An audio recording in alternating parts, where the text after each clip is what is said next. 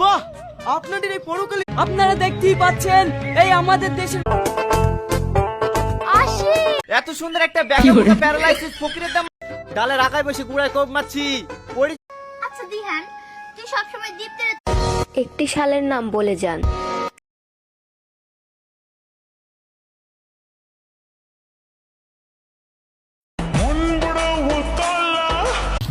কিরে কি করছিস? আমার ছোট্ট একটা তোমারে গিরিয়া গিরিয়া বহুকাল ধরে পড়ে আছে জামতলির। তোর অত কথা শোনার মতো সময় আমাদের নাই।